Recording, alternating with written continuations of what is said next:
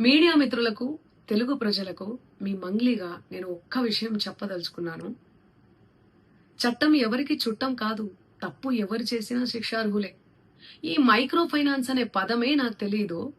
అలాంటిది నేను ఇంత పెద్ద కుట్ర చేశాను అనే అభియోగాలు నాపై రావడం నన్ను చాలా దిగ్భ్రాంతికి గురి చేసింది.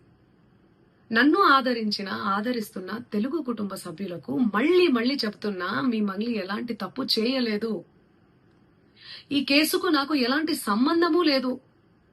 అబద్ధాన్ని అబద్ధమని చెప్పి ఇంత గొంతు చింపుకొని చెప్తున్నా కూడా నాపై బురద చల్లడం ఆగడమే లేదు. అందుకే ప్రతి చేతిలో ఉన్న మొబైల్ కు, రిమోట్ కు నా మొర చెప్పుకుంటున్నాను. చట్టాన్ని గౌరవించే పౌరురాలిగా బాధితులకు న్యాయం జరిగేందుకు, దర్యాప్తు అధికారులకు సహకరించేందుకు నేను సిద్ధంగా ఉన్నానని మీకు విజ్ఞప్తి చేసుకుంటున్నాను. మంగ్లీ ఎలాంటి తప్పు చేయలేదు, చేయదు కూడా. ఈ మైక్రో ఫైనాన్స్ కేసు చీటింగ్ కంపెనీకి డబ్బులు వసూలు చేసిన వివాదంలో నాకు ఎలాంటి సంబంధం కూడా లేదు. మధునాయక్ ను మా కమ్యూనిటీ ప్రోగ్రామ్ లో భాగంగా నన్ను, నా తమ్ముడు శివాను కలిసిన మాట వాస్తవమే. కానీ అతను చేసే వ్యాపార వ్యవహారాలు, అతని వ్యక్తిగత జీవితానికి సంబంధించినటువంటి సమాచారంపై నాకు ఎలాంటి అవగాహన లేదు.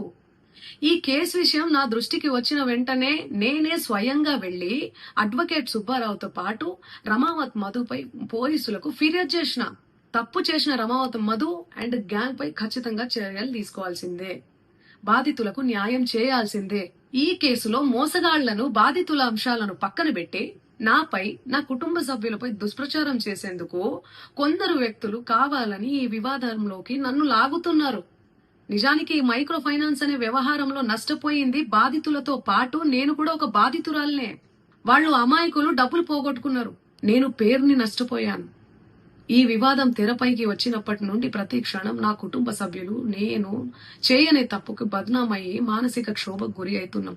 సో దయచేసి ఆలోచించండి అందరూ కూడా, ప్రజలారా.